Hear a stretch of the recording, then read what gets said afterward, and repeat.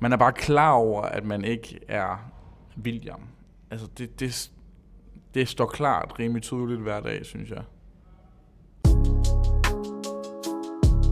Når nogen spørger mig, hvor jeg kommer fra, hvor mit navn kommer fra,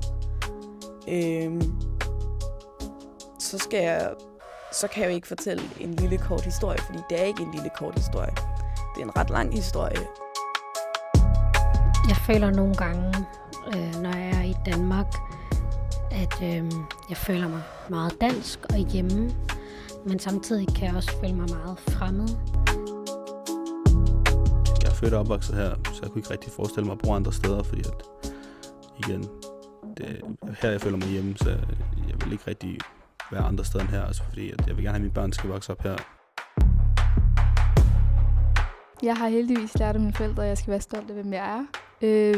Ikke kun med min identitet, men også bare, hvem jeg er generelt. Og det har jeg virkelig taget med mig.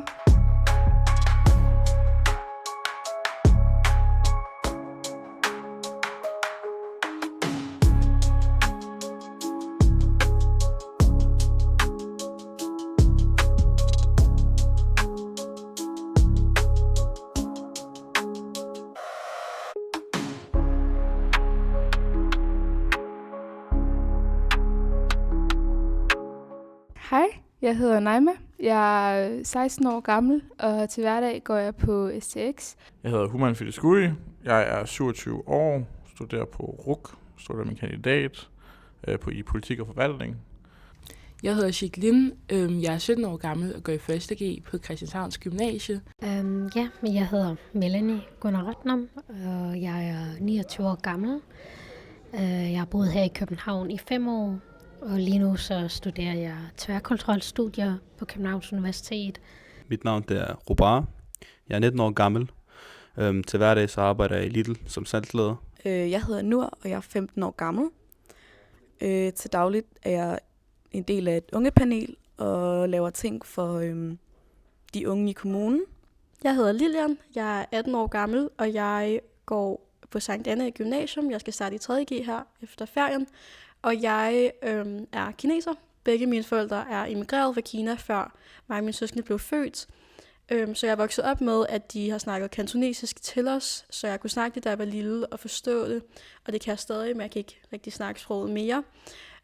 Og jeg har nærmest altid følt mig ret distanceret til min baggrund.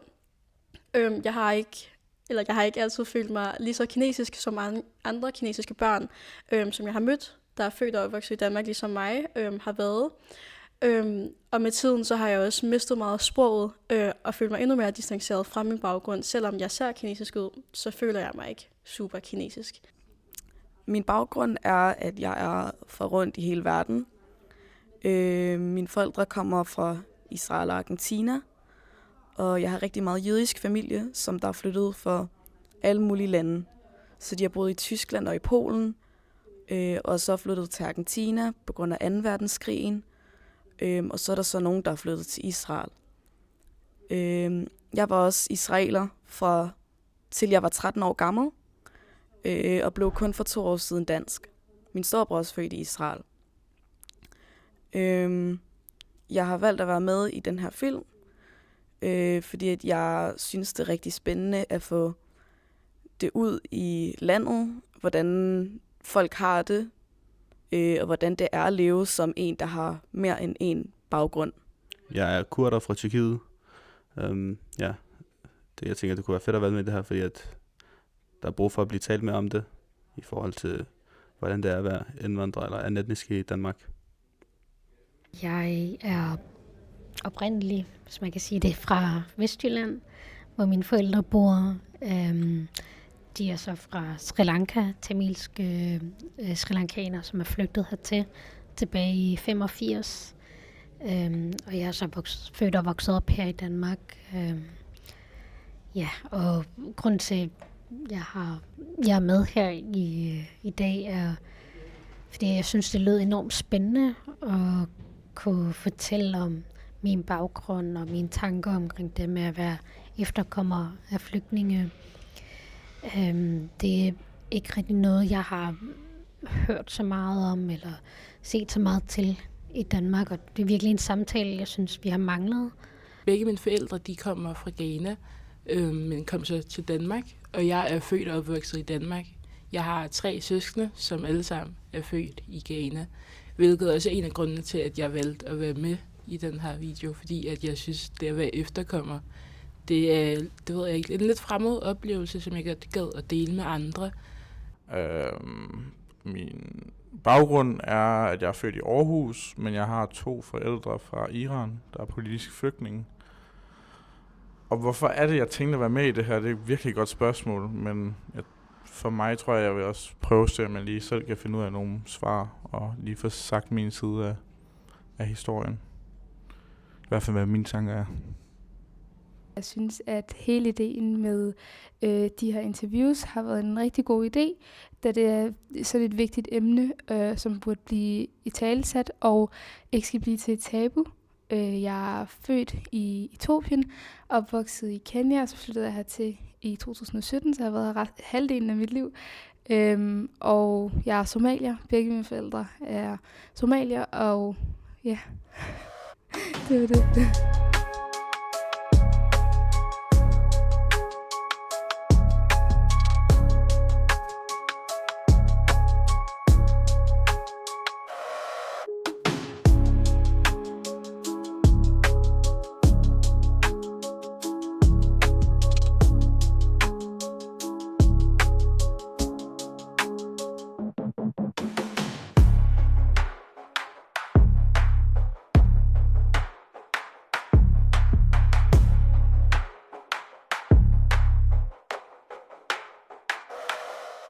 Altså, jeg har boet i Danmark i 8 år, og jeg er 16 år gammel, så med lidt matematik kan man jo så regne ud af, at jeg har boet her halvdelen af mit liv. Og det gør jo så, at jeg føler mig hjemme her, lige så meget som jeg gør i Etiopien eller Kenya.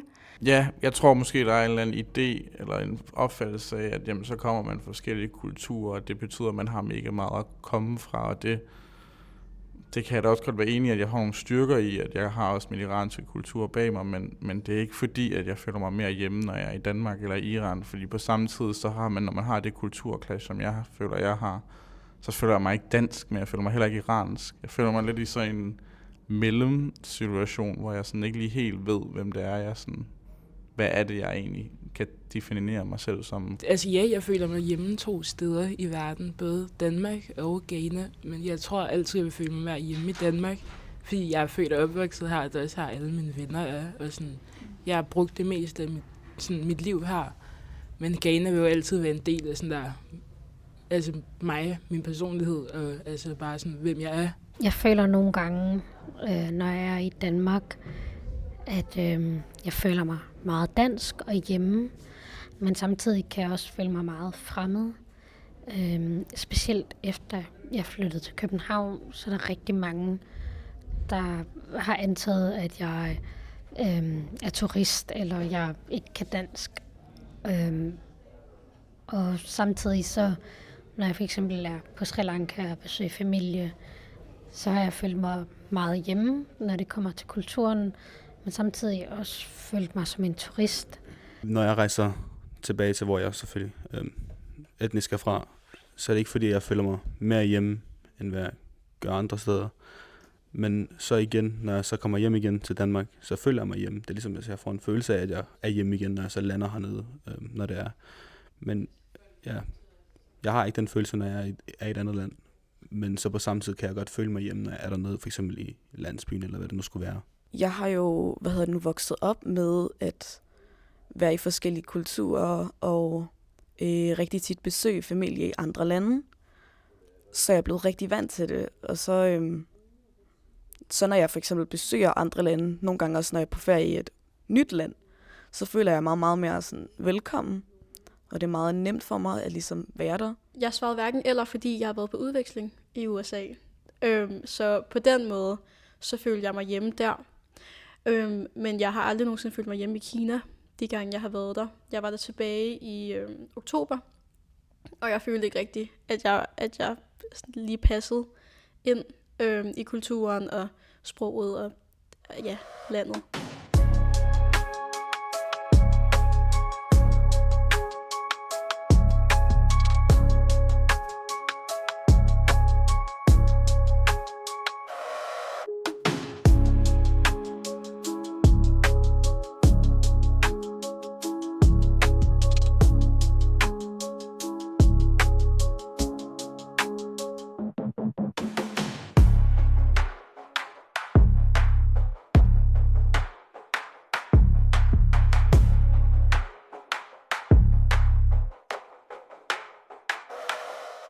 Jeg har altid tænkt, at det kunne være virkelig fedt at prøve at bo i for eksempel USA. Nok ikke lige nu, men på et tidspunkt, eller Canada, eller et andet land i EU, hvor at jeg kunne arbejde med sådan noget politik af en art. Jeg kan virkelig godt lide at være i andre lande og møde og lære om nye kulturer. Og jeg kan bare forestille mig, at det er noget, jeg kommer til at ville mere og have mere rådighed til i fremtiden.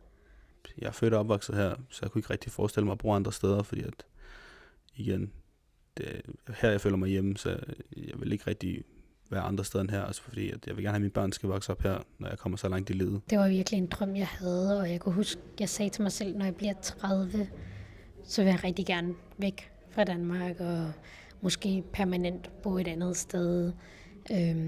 Og ja, altså nu er jeg 29, så hvis jeg stadig skal følge den plan, så er det om et år, jeg skal rejse væk, men jeg føler, at det har ændret sig lidt nu. Altså jeg kan godt se mig selv bo i Danmark. Jeg synes, vi har en masse gode fordele. Men jeg har stadig lidt en drøm om at kunne rejse lidt mere rundt. Forskellige steder i verden, og måske bare bo nogle få måneder et sted og se, hvordan det er at opleve kulturen i et andet land. Altså jeg har flere gange, sådan, både efter jeg gik ud af 9. eller bare sådan op til, så drømte jeg meget om sådan noget her med udveksling, enten i et helt år, eller bare sådan i en sommerferie. Det var lidt lige meget, hvor det var. Jeg synes bare, det er meget spændende, det her med at lade et nyt sted at kende. Og så også måske at få sådan relationer i andre lande. Det synes jeg er virkelig sejt, for der har sådan venner i USA eller et eller andet sted i Spanien, og bare kan tage ned og besøge dem. Så det gad jeg egentlig også bare godt selv. Der var et tidspunkt, så var jeg i Paris med nogle af mine venner. Det var en kortvarig tur, men vi var på et tidspunkt i en bar, og jeg kiggede omkring, og der var jeg tror måske første gang, jeg har oplevet en følelse af, at folk virkelig ikke gav en fuck omkring, jeg var der. Eller sådan, der var ikke den store betydning i min tilstedeværelse. Altså, og jeg skulle ikke til at, jeg følte ikke, at jeg skulle lave nogle refleksioner, og det var meget kortvarigt. Jeg stod på et toilet, men det fik mig næsten til at få tårerfeber. I den situation fik jeg så en refleksion over, at det vil jeg gerne. Jeg vil gerne prøve at bo i et land, eller bo et sted, hvor jeg kan få lov til at gøre de her ting, hvor jeg ikke skal til at tage de der ekstra skridt, hver gang jeg går ind i et rum, eller hver gang jeg tager en interaktion med nogen, eller sådan. Jeg egentlig måske mere kan finde ud af, hvem er det egentlig, jeg er. Det er faktisk ikke rigtig noget, jeg har overvejet super meget. Jeg har jo, lige nu er jeg jo i gang med min uddannelse, jeg går på STX, og derfor vil jeg gerne færdiggøre den, og senere hen også læse på uni. Så derfor har jeg ikke rigtig skænket det nogle tanker, at skulle flytte et andet sted hen lige pt. Ja.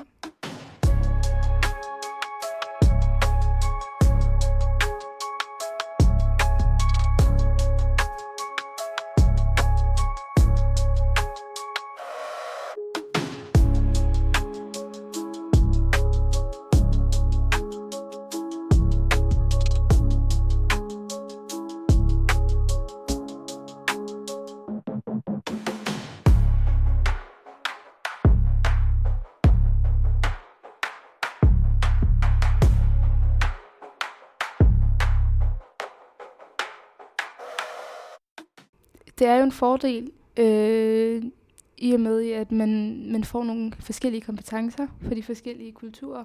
Man får et indblik på normerne og de forskellige værdier, vi har. Og det har jeg lært helt vildt meget af, da man egentlig får et mere nuanceret billede på verden, og ikke kun ser det igennem et sæt briller. Jo, der er en kæmpe styrke, og noget, jeg aldrig vil tabe. For jeg synes virkelig, det har lært mig meget, og sat perspektiver på mine forståelser, som jeg er virkelig glad for. Men hold da op, det har også været hårdt, og det er også hårdt. Og den diskussion, man har med folk, når de sidder og drikker flat white på en havremælk, og man sidder og snakker, og alle folk siger, ja, men det forstår jeg da godt, det er da ubehageligt, og så går man lidt videre med samtalen. Og sådan.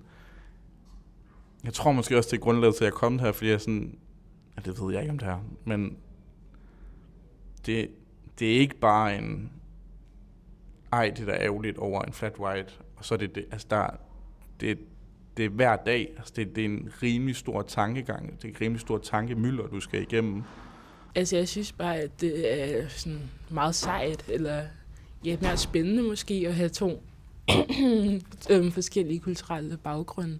Altså, at man ikke bare kun er det ene, men også sådan lidt af hvert. Altså, det er noget, du kan dele med andre, og sådan, igen det her med at kunne føle sig hjemme 2 forskellige steder, det føler jeg er en meget stor privilegie at have. Det siger meget om min historik, min families historik, det her med, at vi er fra Sri Lanka og har været der i flere generationer, og det er først nu, vi har kunne forlade landet og komme til et helt fremmed sted og skabe en helt ny historie for os selv. Ja, det her med, at jeg er en af de første generationer, der har fået lov til at bo for mig selv og kunne gøre det, jeg har haft lyst til, at have mere frihed også. Så ja, det er en stor gave, synes jeg. Når jeg er i et andet land, så er der måske større chance for, at jeg kan snakke med nogle andre mennesker, eller så videre. Også bare generelt i Danmark, at man kan, selvfølgelig, der er jo mange, der ikke kan sproget flydende, og man kan kommunikere med dem, hvis det var. Altså, det kan jo selvfølgelig være en rigtig god ting. Det kan nemlig give ret mange muligheder. Så det er jo selvfølgelig meget godt. Men det kan også nogle gange være svært, fordi så er det ligesom lidt nogle gange, sværere at sådan tilpasse sig til nogle ting. Det gik op for mig, at mine forældre muligvis er de eneste forældre på min årgang, der ikke snakker flydende dansk. Og det er meget anderledes fra, hvad jeg har været vant til, da jeg voksede op i Høje Taastrup. Der var vi rigtig mange elever med, eller børn med anden etnisk baggrund og forældre, der ikke snakkede ordentligt dansk. Så det var, man kan sige, en ret vild realisation, at det gik op for mig, at det har ændret sig nu, og at jeg ser kinesisk ud, men at jeg opfører mig dansk nok til, at folk faktisk er gået ud fra, at jeg er adopteret, selvom at jeg overhovedet ikke er adopteret og kommer fra meget kinesiske forældre, som ikke er lige så integreret som andre immigranter.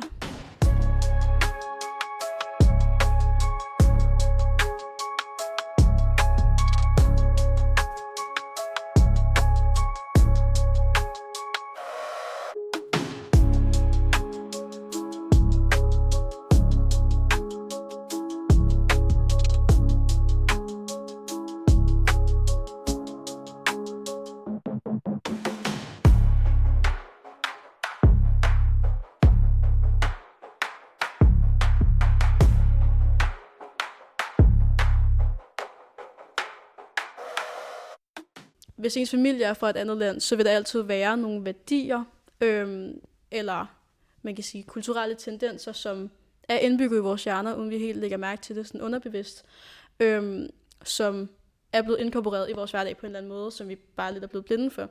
Så selvom at vi er født og opvokset i Danmark, hvis vi har noget familie, som er fra et andet land, som vi stadig har en forbindelse til, så føler jeg ikke rigtigt, at man kan gå udenom, at der stadig er nogle af de, man kan sige, værdier eller traditioner, der så er en del af ens identitet nu.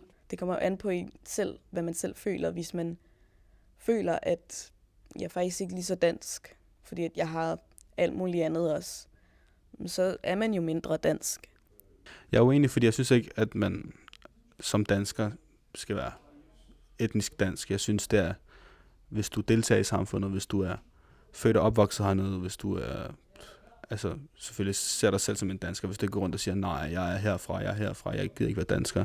Personligt ser jeg mig selv som en dansker, fordi jeg er født og opvokset her, og jeg føler mig, at jeg er en større del af den danske kultur i min familie, end jeg er i den tyrkisk-kurdisk kultur, selvfølgelig. Jeg så det her Facebook-opslag med, at om cirka 100 år, så vil der ikke være nogen etnisk danskere i Danmark. Altså, der er ikke nogen, der vil være sådan 100% danskere. Sådan, og de fleste er jo også i Danmark vil være efterkommere af indvandrere og flygtninge. Og for nogen skaber det rigtig meget frygt, og for andre er det jo sådan måske lidt ligegyldigt eller positivt. Men det er det her med, at verden er hele tiden i forandring, og man kan ikke ændre på det. Jeg føler, at jeg er lige så meget dansk som alle andre.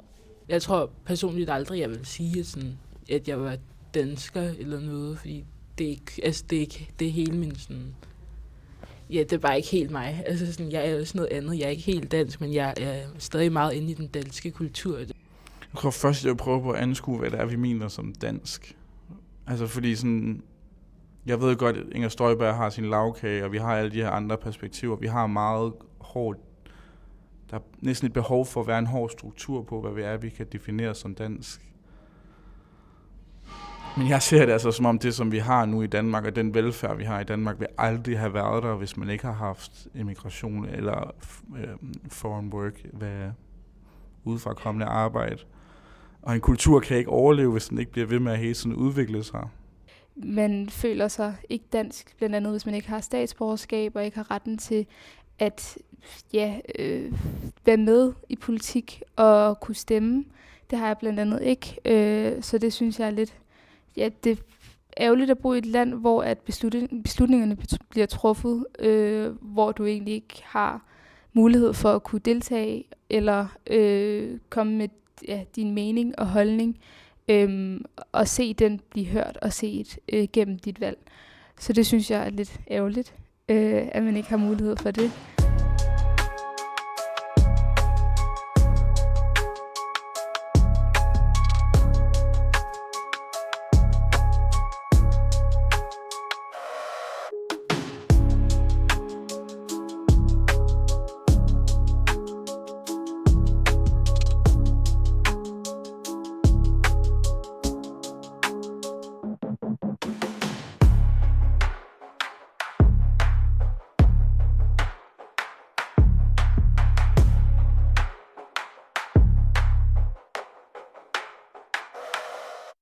Ligesom mine venner er med til at danne min identitet, så er min familie og forældre også i høj grad.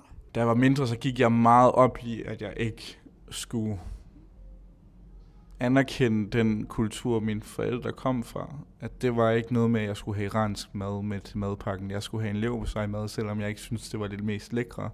Og jeg skulle sørge for, at jeg svedte, når jeg løb, fordi det gjorde alle de andre danske drenge. Og sådan, ikke fordi jeg ikke svedte, men sådan det der, hvor man kunne se det i håret. Og sådan, jeg havde alle de der idéer. Jeg havde ikke været her, hvis det ikke var for mine forældre, så derfor føler jeg, at det er en meget stor del af mig. Deres historie med, at de er kommet til Danmark, og så er jeg blevet født her og vokset op her. Så sådan, det havde ikke rigtig kunne lade sig gøre uden dem. Så derfor føler jeg, at det er en meget stor del af, hvem jeg er. Det her med at møde mine bedsteforældre sådan rigtig for første gang, og møde mine kusiner og fætre og tanter og onkler, og prøve at forstå, hvad det var, de kommer fra, og hvordan de er vokset op, og prøve også at forstå, hvordan det har påvirket mig, og har været med til at forme mig. Altså, jeg kan ikke sige, at det ikke er noget, der har med mig at gøre. Jeg kan ikke adskille mig fra det, fordi det ligesom ligger i min DNA. Jeg føler jo, at den, en blessing at være født og opvokset her, fordi Danmark, det er jo ikke man bliver jo ikke behandlet dårligt, altså på nogen måder. Altså, men jeg føler, at man har sine rettigheder. Altså, man er et menneske i Danmark. Altså for eksempel i Tyrkiet, der er mange mennesker, der bliver undertrykte. Der er mange mennesker, der, selvom de er tyrkere, ikke har deres rettigheder. Altså, selve valutaen dernede er jo faldet med næsten, jeg ved ikke hvor meget, men altså, det er jo svært at bo dernede, det er svært at tjene penge dernede, det er svært at leve dernede generelt. Altså, folk kan ikke engang købe kød længere dernede, fordi det er blevet så dyrt og så videre. Så det er sådan, jeg er glad for, at jeg er her, at min familie er her også. Blandt andet var der på et tidspunkt en, der spurgte mig, at jeg havde et rigtig flot navn, og spurgte, hvor det kommer fra, og hvad dets historie er. Hvilket viste, at de tydeligvis var sådan interesseret.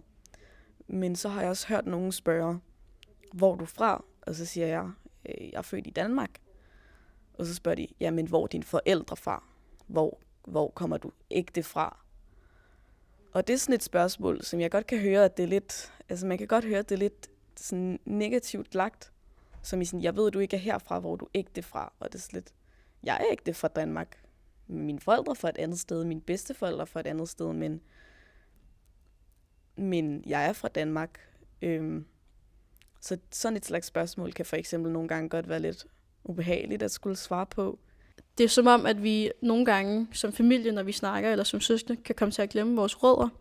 At vi har aldrig nogensinde haft de muligheder, som vi har nu, eller kommer til at have, eller har haft, i forhold til andre familiemedlemmer, eller tidligere generationer, som selv min mor faktisk, hun stoppede med at gå i skole efter 4. klasse, har jeg lyst til at sige, for de havde ikke råd til at sende flere børn i skole.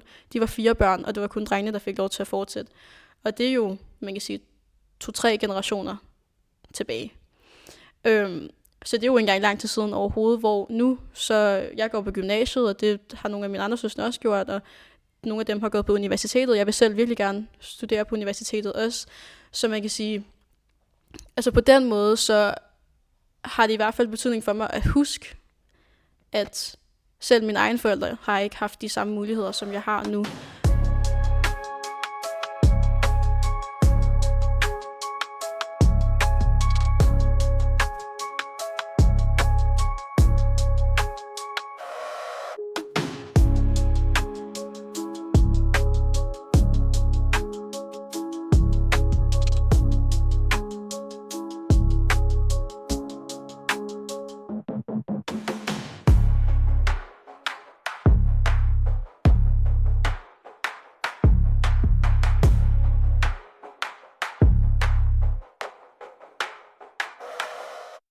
I kinesisk kultur er det ikke sådan lige så normalt, at man snakker på sådan et personligt plan om så personlige problemer. Og sådan, det har min mor faktisk prøvet at sådan sige til mig, sådan, at jeg sagtens skal snakke med hende som en ven. Men jeg er egentlig vokset meget op med sådan mere emotionelt distancerede forældre. Så jeg tror, at jeg ved ikke, om det er noget, jeg bevidst har lagt skjul på, eller bare ikke rigtig lagt mærke til, at det har ikke været noget, jeg har været vant til, når mine venner for eksempel har snakket om, at de snakker med deres forældre om alt. Som sagt, så har jeg jo familie i Israel. Jeg har 2 nationaliteter, det er dansk og israeler. Og i Danmark er der blandt andet mange immigranter, også fra Mellemøsten, men fra lande, som Israel ikke klarer sig godt med. Der har jeg blandt andet nogle gange skulle ikke nødvendigvis gemme det, men for eksempel nævne, ja, jeg har efterkommerbaggrund, det er fra Argentina. Og så måske ikke nævne, at jeg har familie i Israel. Fordi det er der nogen, som der ikke er lige så glade for. Jeg ved ikke rigtig, hvorfor jeg skulle skjule det. Altså, jeg er jo ikke, vi spiser jo ikke det samme derhjemme, vi har ikke de samme traditioner og så videre derhjemme. Men det er ikke fordi, jeg skal stå og skylde, nej, jeg gør ikke det her, jeg gør ikke det her. Jo, hvis jeg gør det, så gør jeg det. Det er ikke fordi, jeg skal være bange for det. Og jeg føler ikke, at det er blevet taget dårligt imod. Jeg føler, at folk kan være sådan, fedt nok, vil du ikke fortælle mig lidt mere om det? Det er også bare fedt, altså når folk ligesom viser interesse for andre ting, ikke? Men altså, det er ikke noget, jeg føler, jeg har haft brug for at skjule for nogen. Jeg gik for eksempel til modersmålundervisning hver søndag, og det var noget, jeg ikke fortalte til nogen i min klasse eller min vennegruppe. Fordi dengang synes jeg, det var lidt pinligt, det her med, at man også bruger sin weekend på at gå i skole. Og jeg tror også, jeg var meget pinligt berørt der med, at vi derhjemme spiste noget andet mad i forhold til mine klassekammerater eller veninder. Sådan, det her med, at vi spiste tamilsk mad, som var ris og karryretter, som jo er meget krydret og har en speciel duft, som nogle gange sidder i sit tøj. Og jeg kan huske, jeg nogle gange fik den der kommentar i skolen med, at du dufter af karry, eller du lugter af karry, og det var virkelig noget, det var noget, jeg virkelig hadede, og følte mig meget, meget pinligt berørt over. Jeg bare huske, i de mindre klasser, så var jeg meget med sådan, hvis min mor havde lavet et eller andet med fra Ghana, så ville jeg ikke rigtig have det med i madpakke. Jeg ville hellere bare have, ikke pasta med pesto, eller en rugbrødsmad eller et eller andet, fordi jeg ikke havde lyst til, at folk skulle spørge mig ind til, hvad jeg havde med, for det var bare noget, jeg ikke kunne overskue.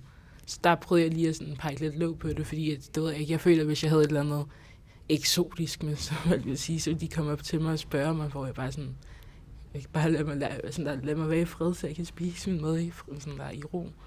Så ja, der har jeg jo sådan peget lidt låg på sådan maddelen af kulturen. Og så også, måske også lidt med sådan tøj, kan man også sige. Der er ret meget sådan traditionelt tøj, som man bruger i Ghana, sådan mønstre, der er meget farverige og sådan noget. Og der har jeg måske også synes, at det har været lidt sådan svært, og i hvert fald når jeg er blevet ældre, sådan svært at have på, fordi jeg synes, at man skiller så meget ud. Altså, vi kan gå helt tilbage fra barndom. Der var det, at jeg gerne ville have, at vi skulle fjerne det persiske tæppe, fordi jeg synes, det var pinligt, hvis mine venner kom ind, og vi havde det.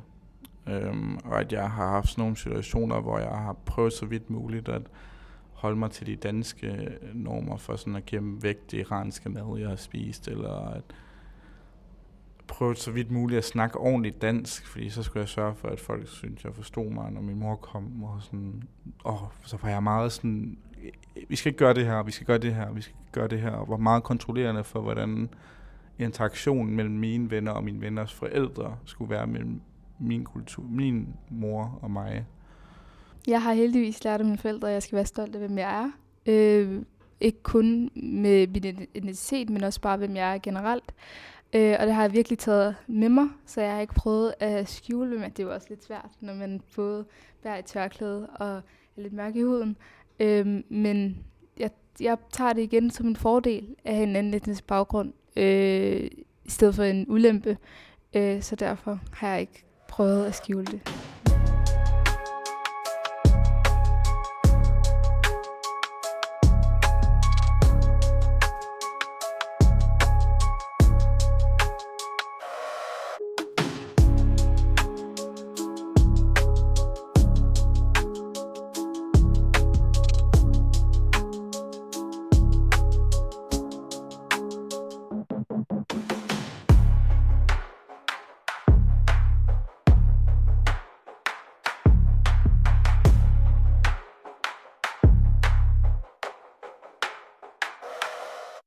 Der er jo forskellige kulturer og forskellige normer især og værdier, så det har jeg helt klart oplevet, at der har været sammenstød i, både med religionen og de normer, vi har i det, og også med det sociale, altså der er jo fest og alkohol og sådan nogle ting, som egentlig ikke så meget er i min religion og min kultur. Der, hvor jeg møder den store kulturklasse, det er i opførelse, det er i ageringen, det er i kulturen, det er i den måde, jeg snakker, den måde, jeg tænker, altså sådan, den måde, når min mor kommer hen og spørger om hjælp på skolen, hvordan hun bliver taget i forhold til, hvordan Benjamins forældre bliver taget. Altså, så der er hele tiden den der sådan, man skal altid tænke 3 skridt før, og man skal altid være mega klar i sit behov, og det synes jeg i hvert fald er betydning af det clash, der er her. Altså jeg føler bare, at vores 2 kulturer, det har vi været meget gode til at sådan flette sammen. Altså både det danske og det ghanesiske, så jeg har aldrig sådan rigtig oplevet et kultursammenstød. Det har bare været, at vi har indblandet begge dele. Altså, da min storesøster blev student, altså det er jo en helt dansk, sådan der, det er jo en dansk tradition, men vi havde stadig sådan det ghanesiske flag, og så på stoppet havde vi også lidt ghanesisk med og sådan noget. Så det har vi bare flettet ret godt sammen, og det er også noget, der er blevet accepteret. Jeg kunne huske, at jeg også kun havde hvide danske veninder, og ikke nogen, der lignede mig, fordi jeg prøvede at trække mig længere og længere væk fra min egen baggrund og kultur. Fordi jeg så det som meget negativt, der med, at der var mange ting, jeg ikke måtte. Og jeg kunne huske, at jeg ikke rigtig gad at deltage i kulturelle arrangementer og tamilske fester. Og det var bare noget, jeg følte mig meget malplaceret i. Altså for eksempel, nu har jeg en nevø, også da jeg var lille. Det er ikke fordi, vi fejrede jul som sådan, men alligevel så fik vi gaver, og tog rundt og kiggede på sådan juleforestillinger, eller hvad man kalder det. så man ikke føler sig ude igen, når man kommer i skole og sådan noget. Folk har prøvet det her, de har gjort det her, de har fået det her i gave, som vi som børn ikke følte os ude, så vi ligesom stadig var en del af det samfundet, ikke? Eller hvad man kalder det. Altså, jeg har på en måde oplevet clashes i noget kultur, som der kommer blandt andet fra religion.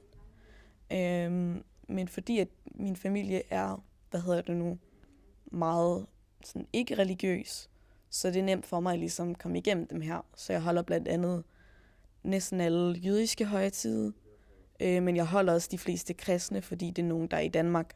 Min familie er ikke særlig traditionel, så jeg tror bare sådan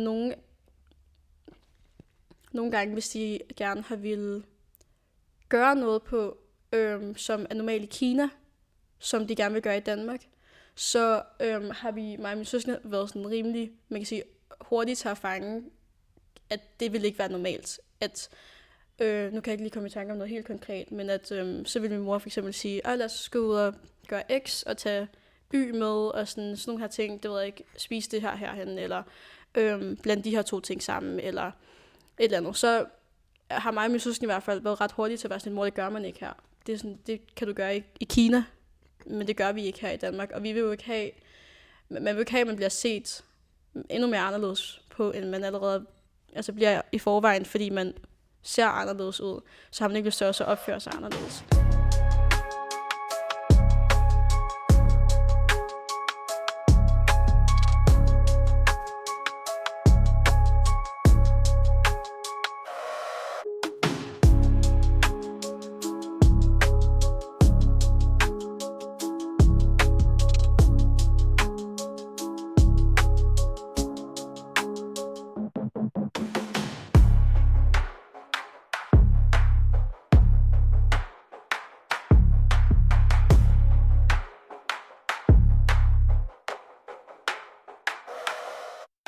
Altså, jeg har oplevet ret meget racisme, da jeg gik i folkeskolen, for eksempel.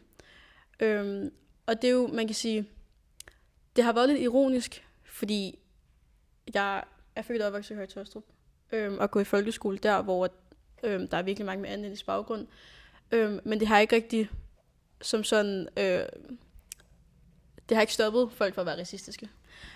Så da jeg var yngre, så har jeg oplevet sådan mange øgenavne med, at jeg var kineser, og sådan, at folk har kaldt mig alle mulige ting, og sagt, at jeg spiser hunden, og jeg ved ikke hvad. Af både sådan børn, der også var etnisk danske, men også folk med mellemøstlig baggrund. Jeg så ud som om, at jeg sagtens også godt kunne være dansk. Altså med dansk baggrund. Så derfor er folk lidt sødere for mig, indtil de kender mit navn. Eller mit baggrund. Jeg ved blandt andet, at der er nogen, der bliver behandlet på en meget anderledes måde, hvis de også ser ud, som om de ikke kommer fra Danmark. Det er mere fordi, at jeg synes ikke, at det er Danmark, hvor jeg bliver behandlet.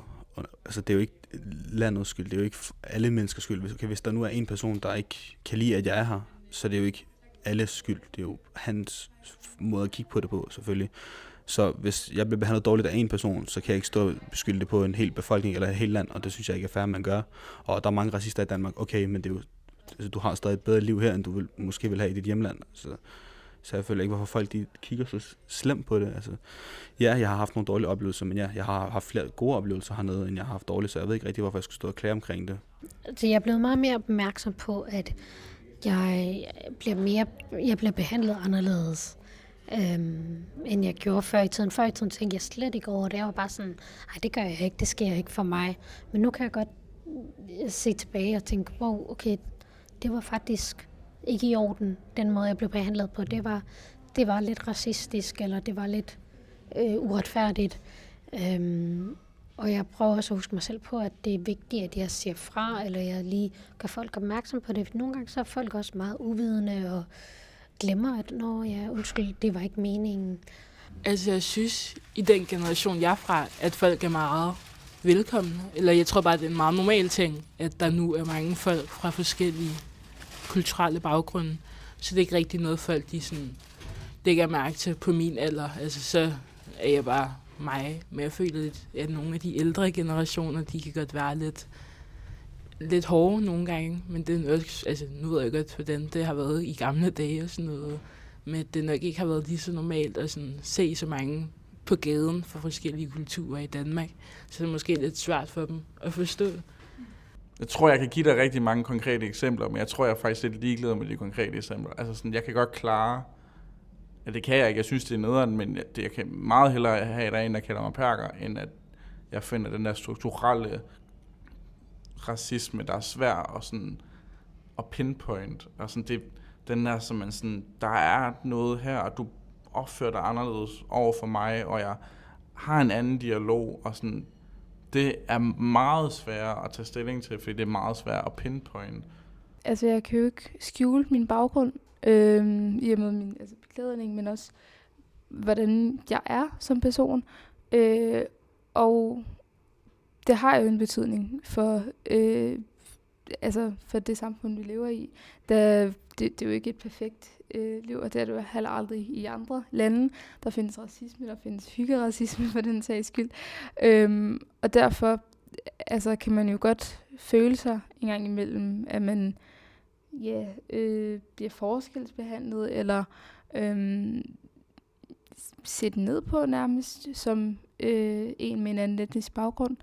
Og det er jo ubehageligt, men det er også noget, man egentlig lærer at leve med.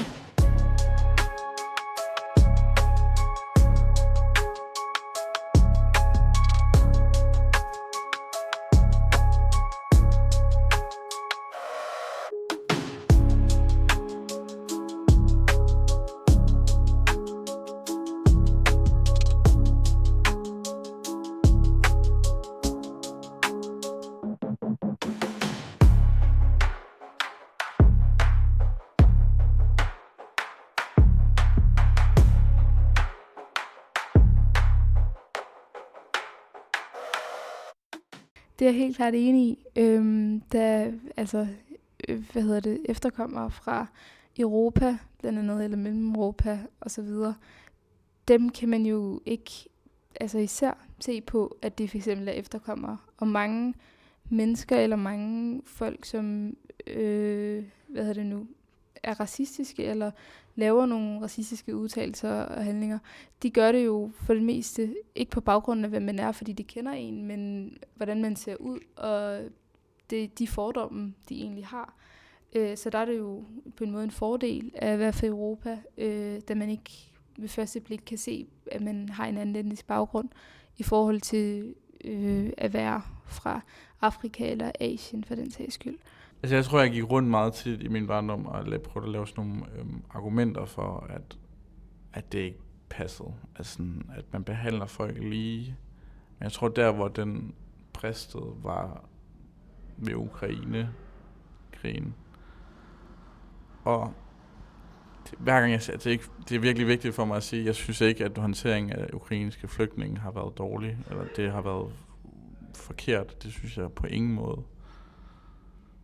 Men det der med, at man konsekvent faktisk ser, at der bliver taget smykker væk fra de syriske flygtninge, og der bliver givet DSB-billetter til de ukrainske flygtninge, og behandling og alt muligt. Der var det svært for mig at finde noget argument andet, end at det var på grundlag af en racistisk opfattelse af forskellige perspektiver. Jeg føler også, at det her der også har meget at gøre med køn. Altså sådan, jeg føler, at drenge efterkommere, de måske har det lidt sværere i Danmark end kvinder. Og så synes jeg måske også, at der er meget, meget mere fokus på sådan arabiske folk, eller nogle fra mellemøstlige lande, altså sådan i forhold til folk fra afrikanske lande. Jeg føler mest, at dem, der bliver sådan highlightet i nyhederne meget negativt. Også sådan, det ved jeg ikke, altså er de gamle, at det måske er dem, der laver lidt mere rav i det, af os efterkommere, eller folk fra en anden baggrund. Så jeg synes, de har fået tegnet ret dårligt, sådan et dårligt ry, måske. Man deler folk op i grupper og kasser, og man sådan sætter labels på, hvad der er forkert og rigtigt. Det synes jeg er så ærgerligt, fordi der er noget smukt i alle kulturer og alle mulige sammensætninger. Sådan, det behøver ikke at være så sort og hvidt, som vi har det med at gøre nogle gange, især inden for dansk politik, synes jeg. Altså, det vi gør her i Farum, for eksempel, vi har jo en moské heldigvis, vi er meget taknemmelige for, hvor vi har nogle arrangementer og så videre. Der bliver meget snakket om, hvordan vi skal opføre os, og hvordan vi skal ligesom behandle andre mennesker på og sådan noget. Det er det, vi har meget stor fokus på her i Farum her på det sidste. Altså, vi er gået fra, jeg vil sige, altså vi er gået fra stor kriminalitet til nu at være meget, altså sådan fastsatte på at være, hvordan man skal opføre sig, religion og så videre. Det er en god ændring for Farum i hvert fald. Især altså vores gruppe, ikke? Og folk de snakker meget om sådan, hvis du opfører dig ordentligt, og den næste opfører sig ordentligt, så kan billedet omkring muslimer langsomt ændre sig, fordi at, så kan folk måske forstå, at det ikke er alle, som opfører sig på samme måde. Og det er også det, vi håber på, at ligesom få ændret på, at det ikke, altså bare fordi nogen gør det, betyder det ikke, alle gør det. Så det kommer meget an på, hvor man kommer fra, hvordan man faktisk bliver behandlet. Men det er først, når folk ved, hvor det er, man kommer fra. Så det kan godt være dømt også på udseende, men det er meget, så snart at man ved, hvor personen kommer fra, så er der nogle specifikke jokes om det land, og så er der nogle specifikke fordomme om det land. Når indvandrerdebatten for eksempel er i tale, så bliver der jo ikke snakket om asiater eller østasiater. Det er folk fra Mellemøsten og Afrika, de snakker om. Så på den måde, altså sådan, man kan sige, hverdagsracisme, den er slem med asiater, altså den oplever jeg, men jeg oplever ikke systematisk racisme på samme måde, som folk fra Mellemøsten og Afrika gør.